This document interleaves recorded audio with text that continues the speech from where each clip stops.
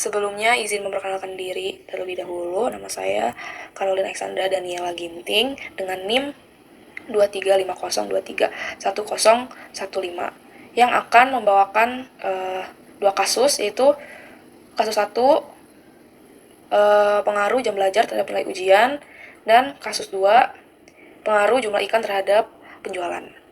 Untuk analisis per case ini, kasus pertama yaitu pengaruh jam belajar terhadap nilai ujian. Sebuah penelitian dilakukan untuk mengetahui apakah jumlah jam belajar X mempengaruhi nilai ujian matematika atau ya siswa. Ini berikut adalah pengamatan dari 20 siswa. Ini ininya datanya. Di sini tuh kita disuruh untuk tentukan model regresi linear sederhana untuk data di atas menggunakan persamaan Y sama dengan B0 tambah B1X. Hitung koefisien B1 intercept dan B0 intercept dan B1 slope menggunakan metode least squares yang dimana Y adalah variabel dependen, yaitu nilai ujian, X adalah variabel independen atau jam belajar, B0 adalah intercept, dan B1 adalah slope atau juga kemiringan. Di sini tuh menghitung B0 dan B1 menggunakan metode least squares yang dimana B1 sama dengan sigma buka kurung X sub I dikurang X bar ditutup kurung dikali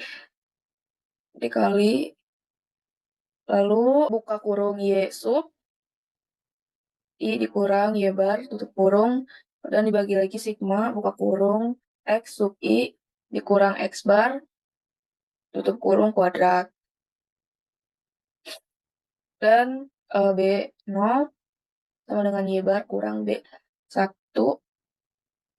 kali X bar. Yang hasil perhitungannya itu adalah B0 ini sama dengan 39,13. Untuk B1-nya itu sama dengan 5,41. Yang model regresinya Y sama dengan 39,13 ditambah 5,41X.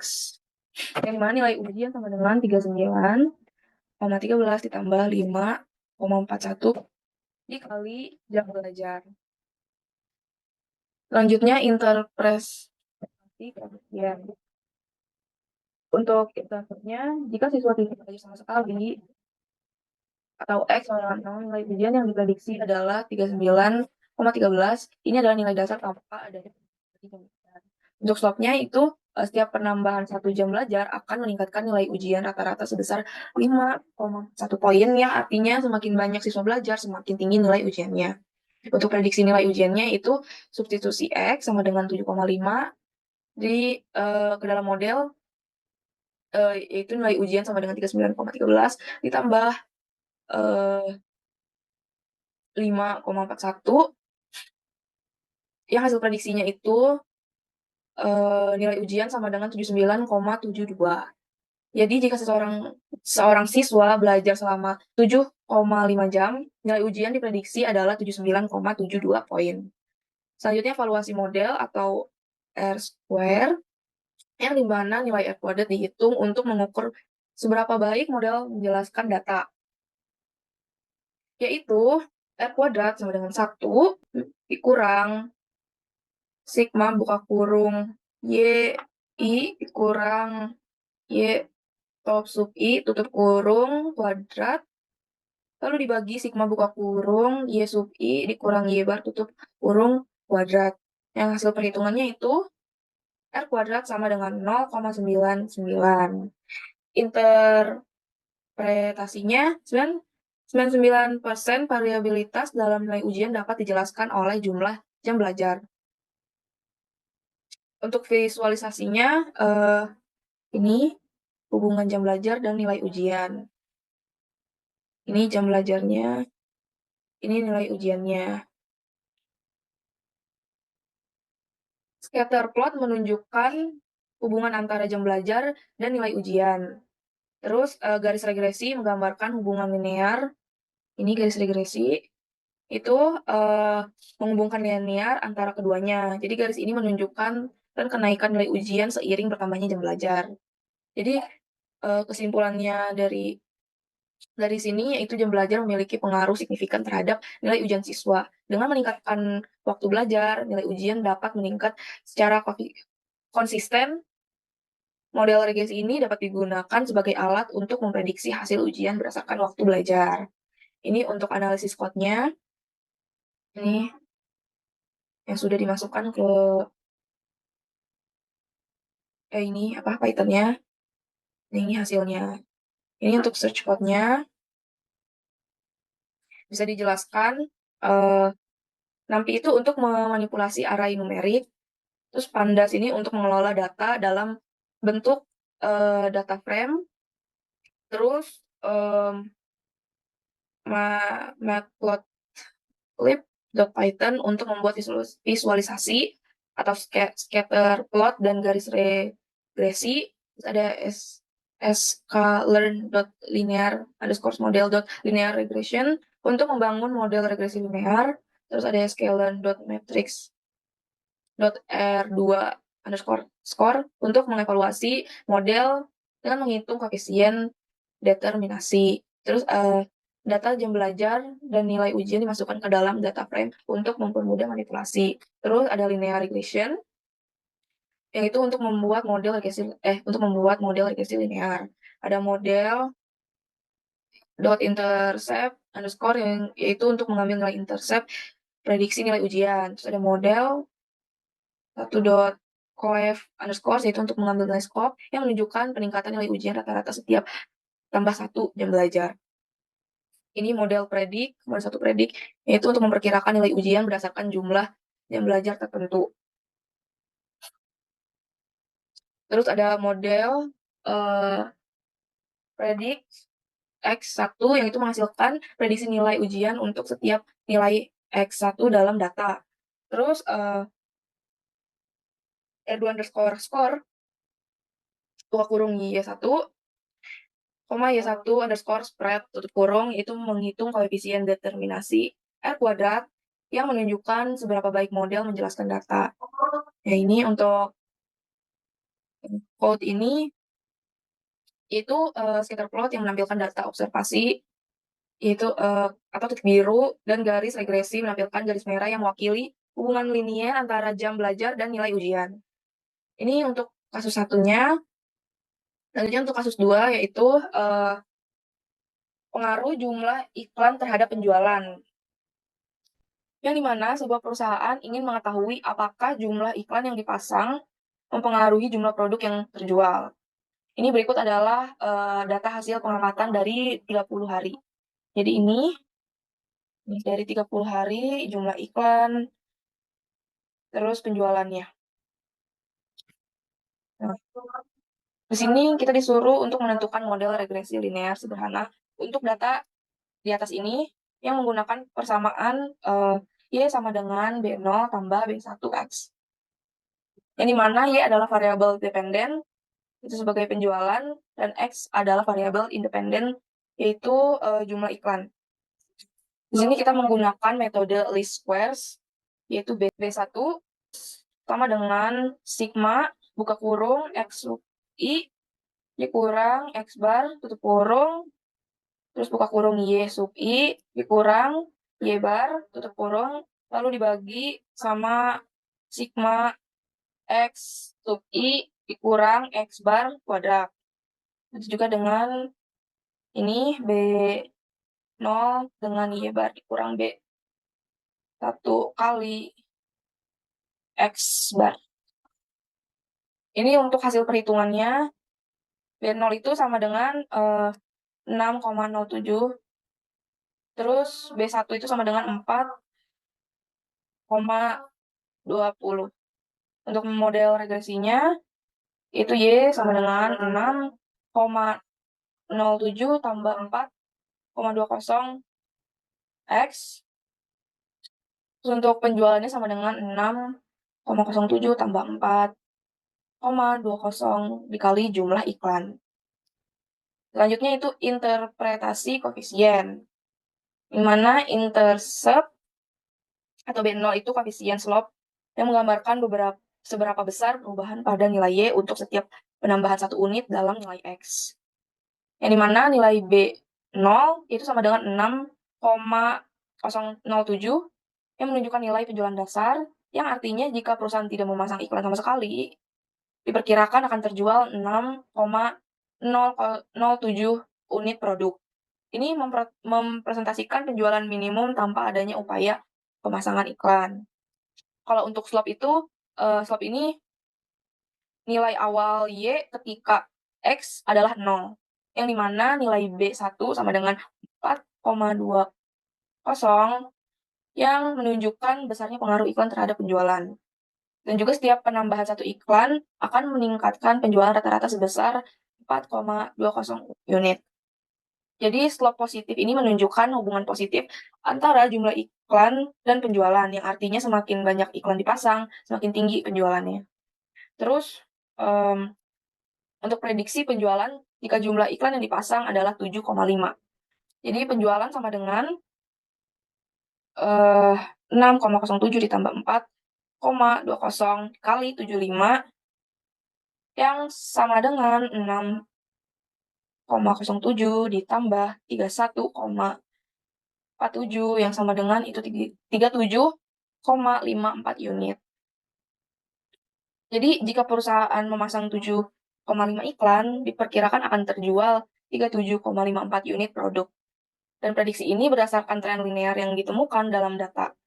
Perlu diperhatikan juga bahwa ini adalah estimasi poin dan dalam praktik mungkin bisa ada variasi. Selanjutnya itu hitung R-square untuk mengetahui seberapa baik model menjelaskan variabilitas data.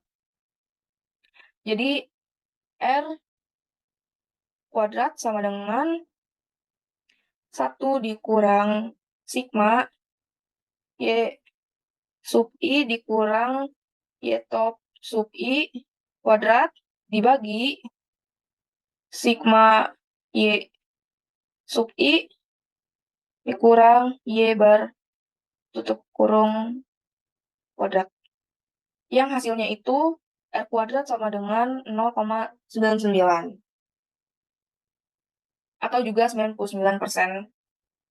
Jadi untuk interpretasinya 99% variasi dalam penjualan dapat dijelaskan oleh jumlah iklan.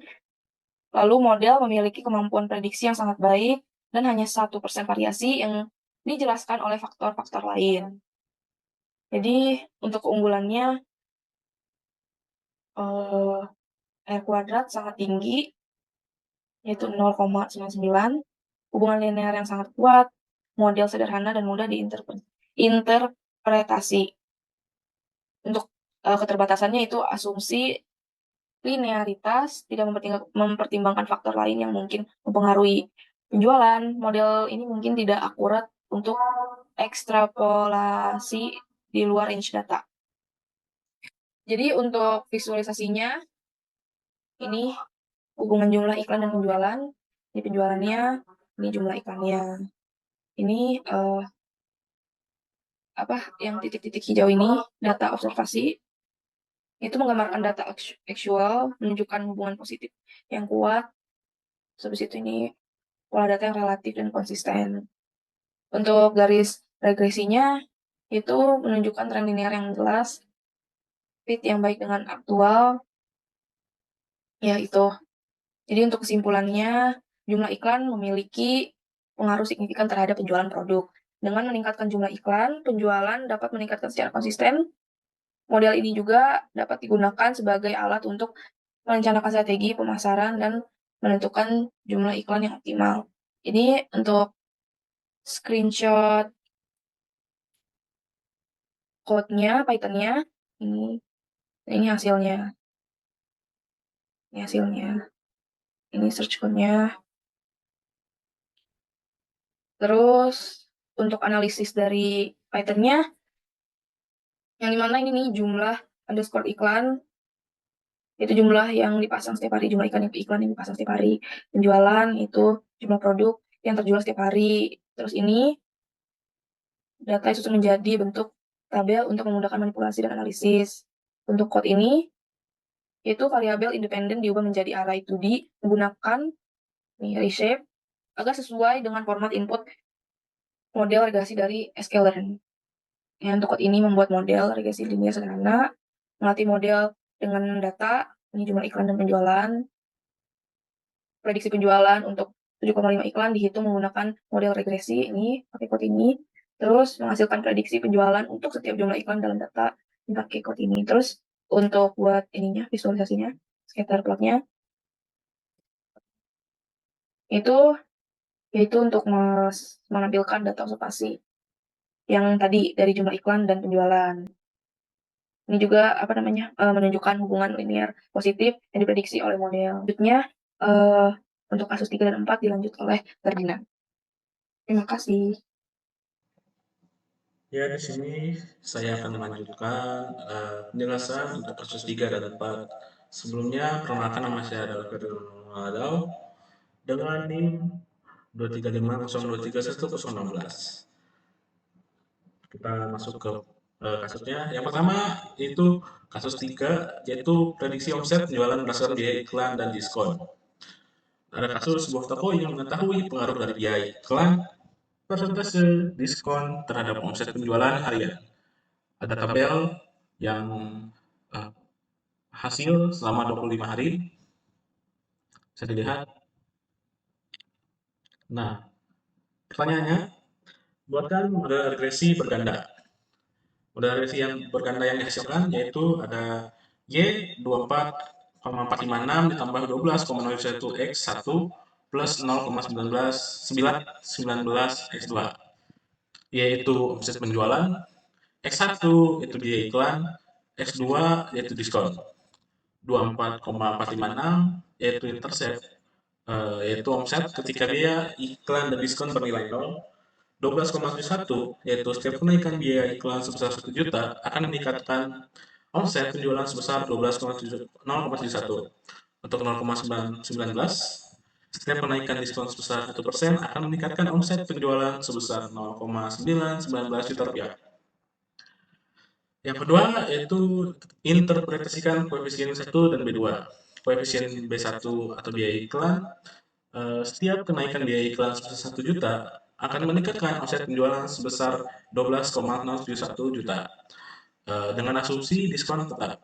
Untuk koefisien B2 atau diskon, setiap kenaikan diskon sebesar 1% akan meningkatkan omset penjualan sebesar 0,919 juta dengan asumsi biaya iklan tetap. Untuk yang ketiga yaitu menghitung R-square. Jadi nilai R-square-nya itu adalah 0,994 yang artinya menjelaskan 99,4% variabilitas data omset penjualan. Yang berarti model sangat baik dalam menjelaskan hubungan antara biaya iklan, diskon, dan omset penjualan. Lalu yang keempat itu ada prediksi omset penjualan. Jika biaya iklan atau X1 sama dengan 6 juta rupiah dan diskon X2 dan adalah 18%. Kita masukkan ke model regresi, dapatlah hasil prediksi omset sebesar 113,424 juta rupiah.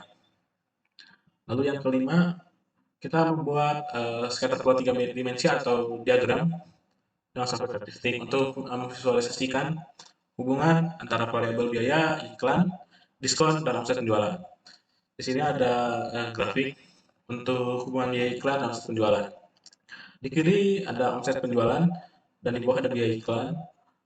Di kiri yang gambar kedua yaitu hubungan diskon dan omset penjualan. Yang kiri itu omset penjualan dan yang bawah itu diskon. Hubungan biaya iklan dan omset. Data asli itu sebagai titik biru, garis merah menunjukkan prediksi model regresi. Hubungan diskon dan omset penjualan, data asli ditampilkan dengan warna hijau dan garis merah yaitu untuk garis regresi. Selanjutnya ada codingan yang ada dalam Python. Bisa dilihat dalam screenshot. Dan ini untuk hasilnya. Model regresi berganda ini nomor 1, ini interpretasi koefisien nomor 2, R square untuk nomor 3, dan nomor 4 untuk prediksi omset penjualan. Dan ini adalah source code-nya.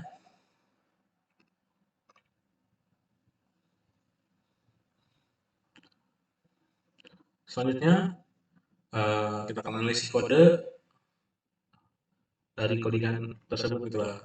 Nah, di dalamnya itu ada import library.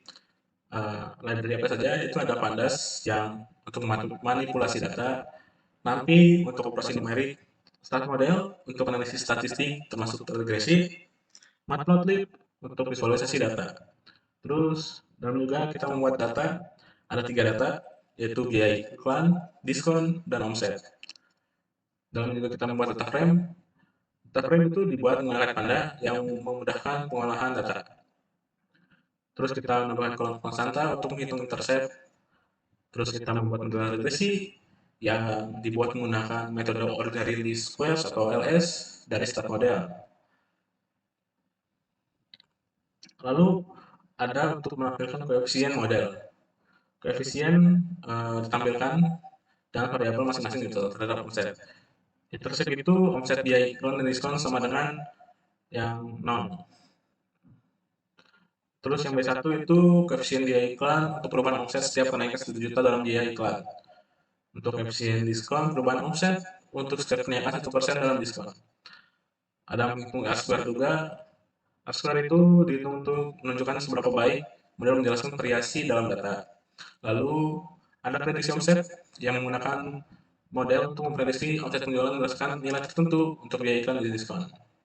Lalu ada visualisasi data dan ada 2 grafik yaitu biaya iklan dan omset dan diskon dan omset. Jadi kesimpulannya, kode ini memberikan analisis yang komprehensif tentang bagaimana biaya iklan dan diskon mempengaruhi omset penjualan. Dengan menggunakan regresi berganda, kita dapat memahami hubungan antara variabel-variabel ini dan membuat prediksi berdasarkan model yang telah dibangun. Selanjutnya, untuk kasus 4, yaitu memprediksi konsumsi listrik berdasarkan suhu dan jumlah penghuni rumah. Kasusnya itu sebuah perusahaan listrik ingin mengetahui pengaruh suhu rata-rata harian dan jumlah penghuni rumah terhadap konsumsi listrik harian. Data diambil dari 30 rumah selama 30 hari. Dan bisa dilihat di tabel berikut. Setiap hari ada suhu rata-rata, jumlah penghuni, dan konsumsi listrik. Lanjut ke jawaban pertanyaan. Yang pertama kita membuat model regresi berganda. Model regresinya itu Y plus B0 plus B1 X1 plus B2 X2. Yang kita sudah tentukan koefisien dari B0, B1, dan B2 yaitu Y sama dengan minus 140,27 plus 14,21 X1 plus 16,82 X2, yaitu konsumsi listrik, X1 suhu rata-rata harian, X2 jumlah penghuni rumah. Selanjutnya, interpretasi koefisien B1 dan B2. Bagaimana pengaruh kenaikan suhu rata-rata terhadap konsumsi listrik? Setiap kenaikan suhu rata-rata sebesar 1 derajat Celcius akan meningkatkan konsumsi listrik sebesar 14,21 kWh dengan asumsi jumlah penghuni tetap. Lalu yang kedua, bagaimana pengaruh penambahan jumlah penghuni terhadap konsumsi listrik? Setiap penambahan 1 orang penghuni akan meningkatkan konsumsi listrik sebesar 16,82 kWh dengan asumsi suhu rata-rata tetap. Selanjutnya kita untuk menghitung R-square. Nilai R-square-nya itu adalah 0,9883, yang artinya model ini mampu menjelaskan 98,83% variabilitas dalam konsumsi listrik berdasarkan suhu rata-rata dan jumlah penghuni.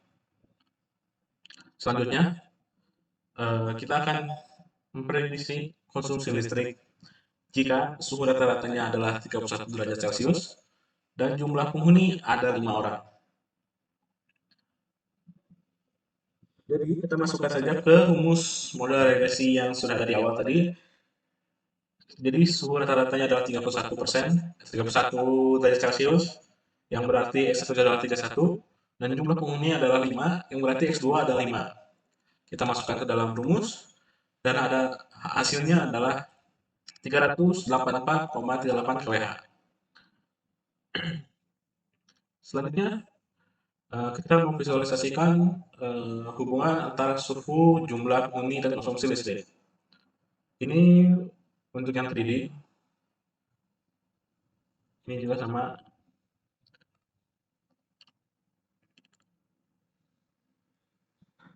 Selanjutnya kita ke analisis kode. Bisa dilihat kodenya di sini.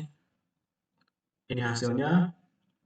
Ada model regresi, interpretasi koefisien, R-square, dan prediksi konsumsi listrik.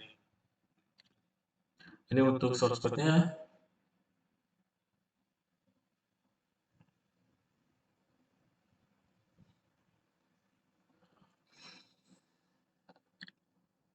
Dan selanjutnya, di sini ada analisis dari kode.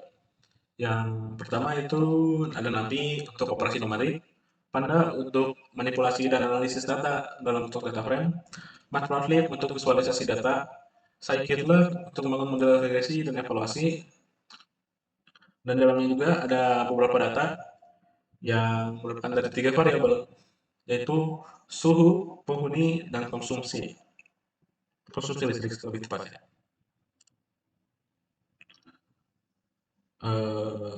Selanjutnya ada variabel independen X yang terdiri dari suhu dan penghuni, dan variabel dependen Y adalah konsumsi listrik.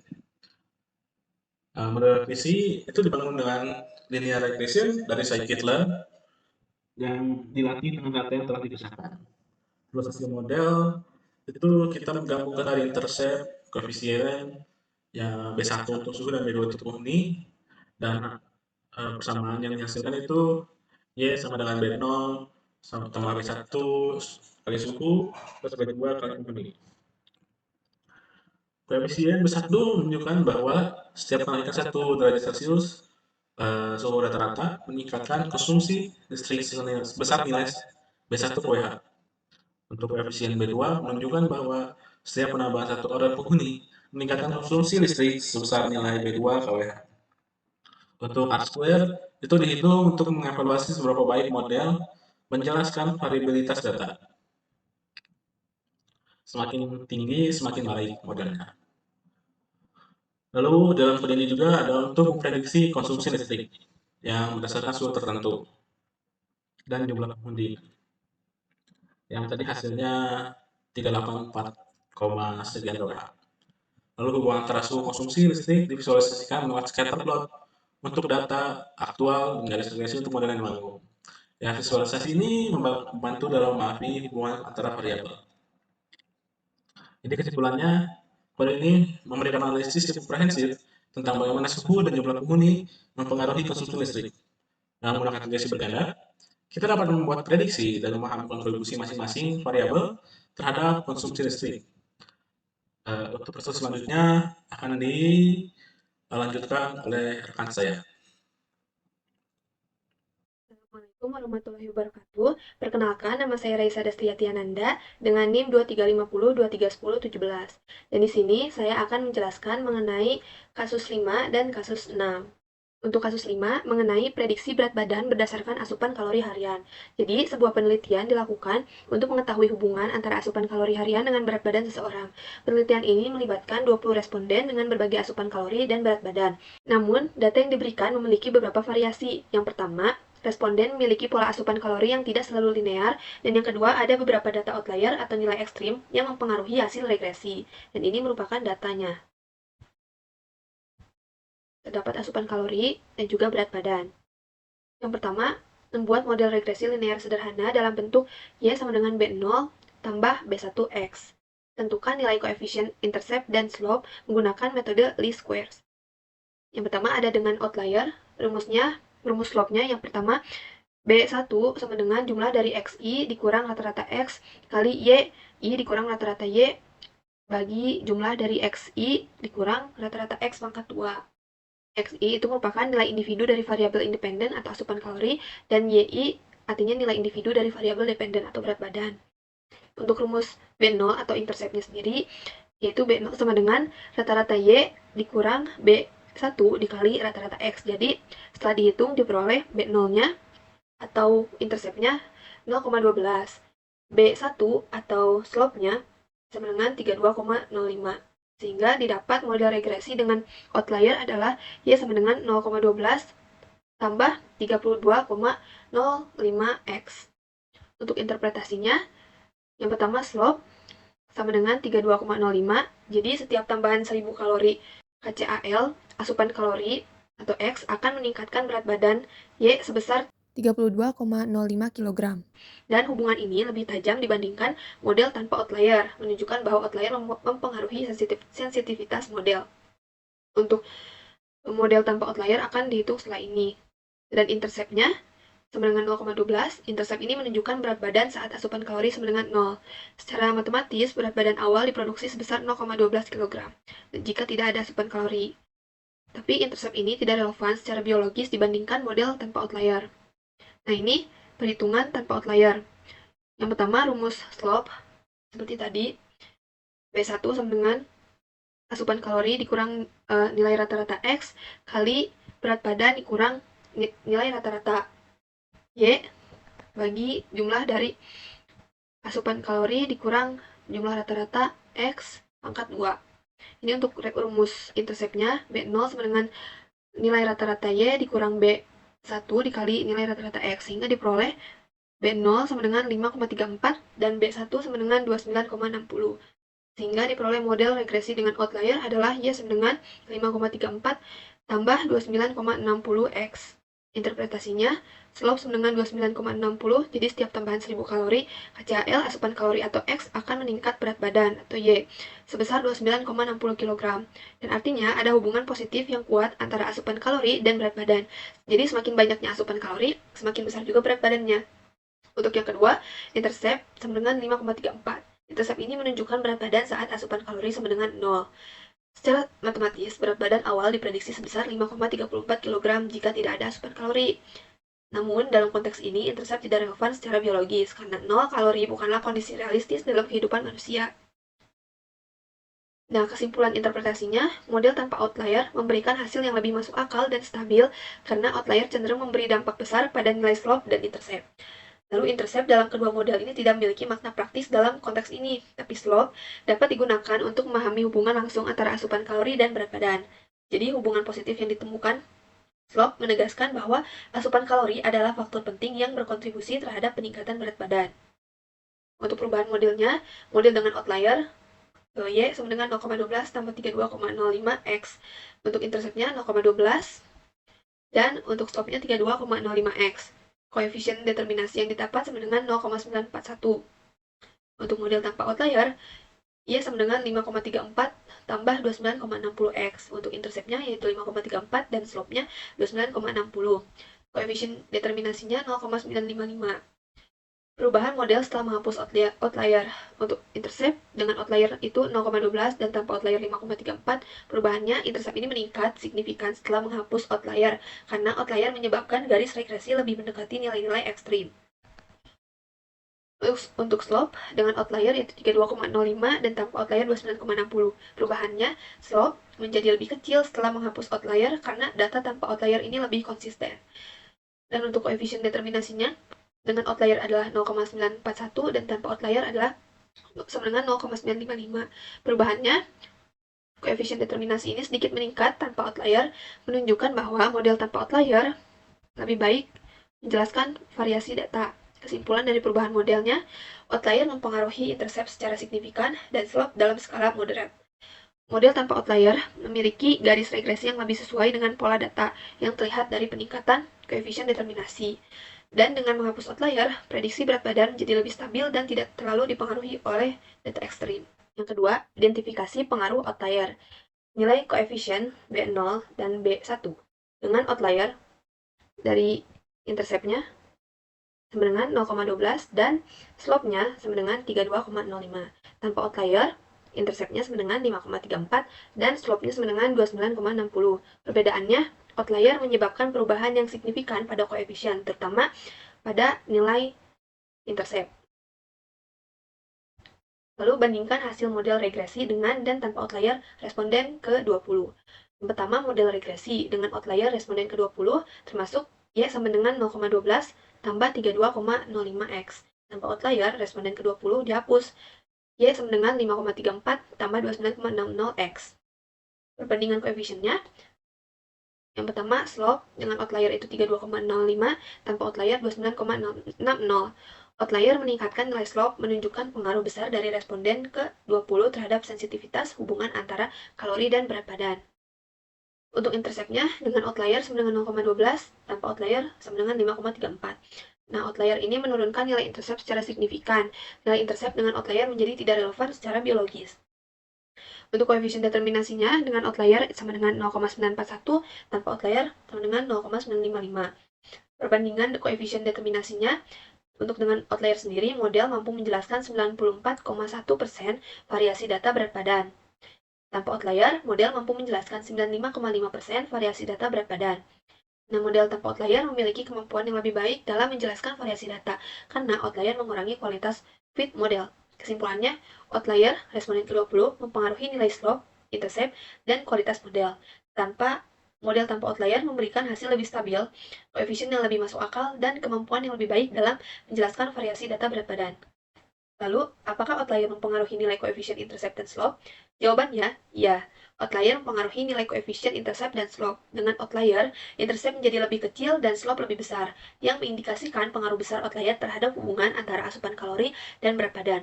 Tanpa outlier, koefisien menjadi lebih stabil dan lebih representatif terhadap data keseluruhan. Selanjutnya, evaluasi R-square atau R pangkat 2. Dengan outlier, R pangkat 2 sama dengan 0,941, tanpa outlier, R pangkat 2 sama dengan 0,955. Interpretasinya, model tanpa outlier memiliki koefisien determinasi lebih tinggi, menunjukkan bahwa model lebih baik menjelaskan variasi berat badan tanpa outlier. Hitungan R pangkat 2 untuk kedua model, dengan dan tanpa outlier. Untuk koefisien determinasi atau R pangkat 2 ini, rumusnya seperti ini. R pangkat 2 sama dengan 1 dikurang SS residual per SS total. Residual itu artinya jumlah kuadrat selisih antara nilai observasi YI dan nilai prediksi. Ini merupakan rumus SS residual. Untuk S totalnya, jumlah kuadrat selisih antara nilai observasi dan rata-rata. Pertama, dengan outlier, SS residualnya sama dengan 359,63 dan SS totalnya 6060,25. Sehingga setelah dihitung, R pangkat 2 sama dengan 0,941. Untuk tanpa outliernya, SS residualnya 266,25 dan SS totalnya 5.947,60. Hingga setelah dihitung, R pangkat 2 sama dengan 0,955. Kesimpulannya, R pangkat 2 model tanpa outlier yang berjumlah 0,955 itu lebih tinggi dibanding dengan R pangkat 2 dengan model dengan outlier yang jumlahnya 0,941. Dan seberapa baik model menjelaskan variasi data berat badan? Jawabannya, model tanpa outlier lebih baik dalam menjelaskan data berat badan. Selanjutnya, prediksi berat badan. Jika asupan kalori seseorang adalah 2750 kcal, berapa prediksi berat badannya menggunakan model dengan outlier dan tanpa outlier? X sama dengan 2,75, itu ini adalah asupan kalori. Dengan outlier, Y sama dengan 88,25 kg. Tanpa outlier, Y sama dengan 86,74 kg. Jadi, kesimpulannya, outlier ini mempengaruhi hasil prediksi dengan model tanpa outlier memberikan hasil prediksi yang lebih rendah, yang sedikit lebih rendah. Perhitungannya seperti ini. Untuk dengan outlier, Y sama dengan 0,12 tambah 32,05X. Substitusi X sama dengan 2,75. Ini merupakan input asupan kalori. Jadi, Y sama dengan 0,12 tambah 32,05 kali 2,75. Diperoleh hasilnya 88,25 kg. Untuk tanpa outlier, Y sama dengan 5,34 tambah 29,60X. X-nya adalah 2,75. Y sama dengan 5,34 tambah 29,60 kali 2,75. Sama dengan 86,74 kg. Nah, ini visualisasinya. Buat scatter plot dengan garis regresi untuk kedua model dengan dan tanpa outlier. Ini merupakan visualisasi scatter plotnya. Untuk yang berwarna hijau artinya data tanpa outlier. Untuk yang biru artinya data dengan outlier. Dan garis merah ini garis regresi dengan outlier. Dan yang orange garis regresi tanpa outlier. Identifikasi bagaimana outlier mempengaruhi garis regresi. Yang pertama, menunjukkan bagaimana garis regresi berubah ketika data outlier digunakan. dan outlier menyebabkan kemiringan garis slope menjadi lebih tajam pada model dengan outlier. Outlier mempengaruhi garis regresi dengan mengubah kemiringannya sehingga menghasilkan model yang kurang akurat untuk mayoritas data, dan model tanpa outlier memberikan estimasi yang lebih baik dan konsisten. Ini merupakan analisis code untuk menampilkan visualisasi dan juga hasil perhitungannya.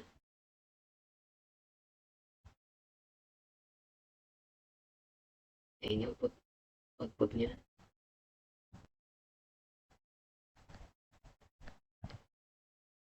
Menggunakan import library yang digunakan yaitu NumPy untuk manipulasi array numerik, Pandas untuk manipulasi data frame, matplotlib.pplot untuk visualisasi grafik, linear regression yaitu model regresi linear sederhana dari skitlearn, dan R2_score untuk menghitung skor determinasi R⁻2 yang menunjukkan seberapa baik model menjelaskan data. Data input berisi responden, asupan kalori, dan berat badan. Data disimpan dalam bentuk data frame menggunakan Pandas. df_ dengan outlier sama dengan df.copy merupakan salinan lengkap data asli. Nah, jadi code ini akan menampilkan persamaan regresi, nilai R⁻2 dan prediksi berat badan untuk X sama dengan 2,75 pada kedua model.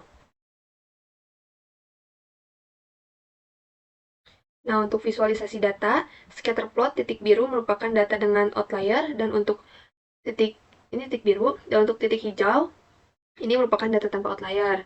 Nah, garis regresi merah adalah garis regresi dengan outlier, dan yang orange adalah garis regresi tanpa outlier. Dan selanjutnya yaitu kasus 6 mengenai prediksi pendapatan bulanan berdasarkan jam kerja mingguan. Jadi, sebuah lembaga penelitian ingin mempelajari hubungan antara jumlah jam kerja per minggu dengan pendapatan bulanan seorang karyawan. Dan data diambil dari 30 responden dengan kondisi bervariasi, termasuk beberapa outlier dan variasi data yang tidak sepenuhnya linear. Ini merupakan datanya. Ada 30 responden, ini jam kerja per minggunya, dan pendapatan bulanannya. Yang pertama, menentukan model regresi linear sederhana dalam bentuk Y sama dengan B0 tambah B1X. B0 ini merupakan intercept dan B1 adalah slope. Sehingga didapatkan sebelum menghapus outlier, interceptnya sama dengan minus 0,675, B1 atau slope-nya sama dengan 0,142. Sehingga model regresinya Y sama dengan min 0,675 tambah 0,142X. Untuk setelah menghapus outlier, B0 atau interceptnya sama dengan min 0,711 dan slope-nya sama dengan 0,143, sehingga model regresinya Y sama dengan minus 0,711 tambah 0,143X. Hitung nilai koefisien, intercept, dan slope menggunakan metode least squares. Nah, ini perhitungannya. Sebelum menghapus outlier, rata-rata X sama dengan 52,13, rata-rata Y sama dengan 6,73. Ini merupakan rumus dari slope. Nah, hitung nilai B1. Rumusnya sama seperti tadi. Numerator ini sama dengan 693,13 dan denominator ini dengan 4.871,00 atau 4.871. Saya dihitung nilainya sesuai rumus slope 693,13 bagi 4.871 sama dengan 0,142. Ini hitung nilai B0 atau interceptnya. Rata-rata Y dikurang B1 kali rata-rata X. Diperoleh minus 0,675. Jadi, slope-nya sama dengan 0,142 dan intercept-nya sama dengan min 0,675. Model regresi sebelum menghapus outlier adalah Y sama dengan min 0,675 tambah 0,142X. Ini perhitungan untuk setelah menghapus outlier responden ke-26. Rata-rata X-nya sama dengan 51,90, rata-rata Y-nya sama dengan 6,65. Nah, dihitung dengan rumus slope numerator per denominator. Numeratornya sama dengan 687,73, denominatornya sama dengan 4811,90. Nah, setelah dihitung menggunakan rumus slope sama dengan 687,73 bagi 4.811,90 sama dengan 0,143. Dan menghitung nilai interceptnya 6,65 dikurang 0,143 dikali 51,90 sama dengan min 0,711. Jadi B1-nya sama dengan 0,143 dan B0 atau interceptnya sama dengan min 0,711. Sehingga model regresinya setelah menghapus outlier adalah Y sama dengan min 0,711 tambah 0,143X. Perbedaan dengan model sebelum penghapusan outlier adalah slope-nya meningkat dari 0,142 menjadi 0,143 dan intercept-nya menurun dari min 0,675 menjadi min 0,711. Identifikasi pengaruh outlier. Outlier responden ke-26 sedikit mempengaruhi nilai slope dan intercept. Nilai slope bertambah dari 0,142 jadi 0,143 dan intercept menjadi lebih kecil. Koefisien sebelum dan sesudah menghapus outlier. Untuk slope naik dari 0,142 menjadi 0,143 dan untuk interceptnya turun dari min 0,675 menjadi min 0,711. Kesimpulannya, outlier menyebabkan sedikit perubahan pada kemiringan dan posisi garis regresi. Setelah menghapus outlier, model menjadi lebih representatif untuk data lain. Hilangkan data outlier responden ke-26 dan hitung ulang model regresi. X-nya sama dengan 90, Y sama dengan 12. Rata-rata X sama dengan 51,90, rata-rata Y sama dengan 6,65. Ini merupakan hitungan koefisien slope. Diperoleh slope sama dengan 0,143. Dan menghitung interceptnya sama dengan 6,65 dikurang 0,143 kali 51,90 sehingga diperoleh min 0,711. Model regresi baru yaitu Y sama dengan min 0,711 tambah 0,143X. Bandingkan perubahan koefisien regresi sebelum dan sesudah menghilangkan outlier. Perubahan pada intercept, yaitu nilai intercept menurun dari min 0,675 menjadi min 0,711. Nah, ini menunjukkan bahwa garis regresi bergeser sedikit ke bawah setelah menghapus outlier. Untuk perubahan pada slope, nilai slope meningkat sedikit dari 0,142 menjadi 0,143. Nah, kemiringan garis regresi ini menjadi sedikit lebih curam, yang mencerminkan hubungan yang lebih kuat antara jam kerja dan pendapatan bulanan setelah menghapus outlier. Lalu, yang ketiga, terjadi perubahan karena data outlier memiliki nilai X sama dengan 90 dan Y sama dengan 12 yang jauh lebih tinggi dari pola data lainnya. Keberadaan outlier ini mempengaruhi rata-rata X, Y, dan nilai kovariansi antara X dan Y. Setelah outlier dihapus, nilai koefisien mencerminkan hubungan yang lebih representatif untuk mayoritas data. Lalu selanjutnya, hitung R² atau R pangkat 2. Ini untuk rumusnya, sehingga didapatkan sebelum menghapus outlier R pangkat 2 sama dengan 0,995. Lalu setelah menghapus outlier, R pangkat 2 sama dengan 0,994. Perbedaannya sangat kecil, menunjukkan model tetap menjelaskan data dengan sangat baik meskipun outlier dihapus. Penghapusan outlier hanya sedikit mempengaruhi R pangkat 2, menunjukkan bahwa model tetap menjelaskan hubungan yang kuat antara jam kerja dan pendapatan. Ini perhitungannya. Sebelum menghapus outlier, regresinya Y sama dengan min 0,675 tambah 0,141X. Untuk SS residualnya 0,155 dan SS totalnya 31,012. Dan setelah dihitung berdasarkan rumus R pangkat 2, didapatkan jumlahnya 0,995. Setelah menghapus outlier, model regresinya Y sama dengan 0,711 tambah 0,143X.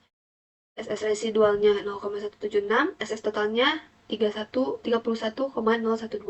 Dan setelah dihitung menggunakan rumus R pangkat 2, diperoleh 0,994. Jadi, sebelum menghapus tuh 0,995, setelah menghapus outlier 0,96. Bandingkan nilai R² sebelum dan sesudah menghapus outlier. Jelaskan perbedaannya. Jadi, sebelum menghapus outlier, R pangkat 2 sama dengan 0,995. Ini menunjukkan model dapat menjelaskan 99,5% variasi dalam data. Namun, model ini kurang mencerminkan pola yang berlaku untuk sebagian besar data, terutama jika data baru tidak memiliki pola outlier serupa. Lalu, setelah menghapus outlier, R pangkat 2 sama dengan 0,994 yang menunjukkan model masih dapat menjelaskan 99,4% variasi dalam data.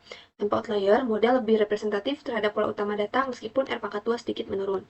Alasan perbedaannya kecil yaitu outlier dalam dataset ini tidak terlalu ekstrim sehingga dampaknya pada R pangkat 2 kecil. Menghapus outlier membuat model lebih kuat dan akurat dalam menggambarkan pola data utama, sehingga lebih baik untuk memprediksi data lain yang mirip. Lalu selanjutnya, prediksi pendapatan bulanan jika jam kerja seorang karyawan adalah 50 jam per minggu dan 70 jam per minggu. Untuk yang 50 jam per minggu, sebelum menghapus outlier, Y sama dengan min 0,675 tambah 0,142X, dan X-nya yaitu 50, sehingga min 0,675 tambah 0,142 kali 50 sama dengan min 0,675 tambah 7,1 sama dengan 6,425.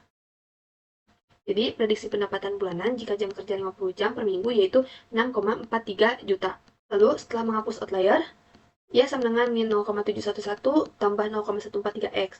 X-nya yaitu 50, hingga min 0,711 tambah 0,143 kali 50, min 0,711 tambah 7,15 sama dengan hasilnya 6,439. Prediksi pendapatan bulanan jika jam kerja 50 jam per minggu yaitu 6,44 juta setelah menghapus outlier. Untuk yang 70 jam per minggu, Sebelum menghapus outlier, Y sama dengan min 0,675 tambah 0,142X, Y sama dengan min 0,675 tambah 0,142 kali 70, Y sama dengan min 0,675 tambah 9,94, sama dengan 9,265. Prediksi pendapatan bulanan jika jam kerjanya 70 jam per minggu yaitu 9,27 juta. Lalu setelah menghapus outlier, Y sama dengan min 0,711 tambah 0,143X. X-nya adalah 70, sehingga Y sama dengan min 0,711 tambah 0,143 kali 70. Y sama dengan min 0,711 tambah 10,01 diperoleh hasilnya 9,299. Sehingga prediksi pendapatan bulanan jika jam kerja adalah 70 jam per minggu yaitu 9,30 juta. 9,30 juta. Untuk 70 jam per minggu sebelum menghapus outlier adalah 9,27 juta. Untuk setelah menghapus yaitu 9,30 juta. Lalu selanjutnya, interpretasikan koefisien B1 atau slope. Koefisien slope menunjukkan bahwa setiap perubahan 1 jam kerja per minggu, meningkatkan pendapatan bulanan sebesar yang sebelum outlier dihapus yaitu 0,142 juta atau 142.000. Untuk setelah outlier dihapus yaitu 0,143 juta atau 143.000. Jelaskan pengaruh setiap penambahan 1 jam kerja per minggu terhadap pendapatan bulanan. Sebelum outlier dihapus, nilai slope sama dengan 0,142. Artinya, setiap penambahan 1 jam kerja per minggu akan meningkatkan pendapatan bulanan sebesar 0,142 juta rupiah atau 142.000 rupiah. Sesudah outlier dihapus, nilai slope sama dengan 0,143. Artinya, setiap penambahan 1 jam kerja per minggu akan meningkatkan pendapatan bulanan sebesar 0,143 juta rupiah atau 143.000 rupiah. Kesimpulannya, penambahan jam kerja per minggu memiliki pengaruh positif pada pendapatan bulanan. Setelah menghapus outlier, pengaruhnya sedikit meningkat, tapi perbedaannya sangat kecil. Hal ini menunjukkan bahwa hubungan antara jam kerja dan pendapatan bulanan cukup stabil, baik sebelum maupun setelah menghapus outlier. Selanjutnya, visualisasi. Buat scatter plot dari data di atas, dan tambahkan garis regresi sebelum dan sesudah menghapus outlier. Ini merupakan scatter plot dari data di atas. Untuk titik yang hijau artinya data tanpa outlier, dan yang biru artinya data dengan outlier. Dan garis regresi, garis merah ini artinya dengan outlier, dan garis yang ungu itu garis regresi tanpa outlier. Identifikasi bagaimana outlier mempengaruhi kemiringan garis regresi. Yang pertama, pengaruh outlier pada kemiringan garis regresi. Ketika outlier, responden ke-26, dimasukkan, garis regresi atau garis merah menjadi lebih miring karena model mencoba menyesuaikan data yang tidak sesuai pola utama. Lalu, setelah outlier dihapus, garis regresi atau garis ungu lebih selaras dengan mayoritas data, menggambarkan hubungan yang lebih realistis antara jam kerja dan pendapatan. Yang kedua, stabilitas model. Dengan menghapus outlier, model menjadi lebih stabil karena garis regresi mencerminkan pola utama data tanpa dipengaruhi oleh data ekstrim. Kesimpulannya, outlier membuat kemiringan garis regresi lebih curam yang dapat mempengaruhi hasil prediksi. Dan untuk tanpa outlier, garis regresi lebih mewakili hubungan sebenarnya antara jam kerja dan pendapatan bulanan. Ini merupakan kode untuk menampilkan hasil hitungan dan juga visualisasi atau scatter plot.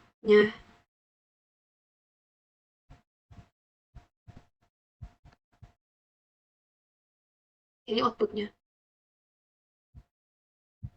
Menampilkan model regresi linear sebelum menghapus outlier dan setelah menghapus outlier, lalu pengaruh koefisien sebelum dan sesudah menghapus outlier, slope dan intercept, menampilkan nilai R pangkat 2 dan prediksi pendapatan bulanan. Juga interpretasi koefisien B1 atau slope. Ini visualisasi scatter plotnya.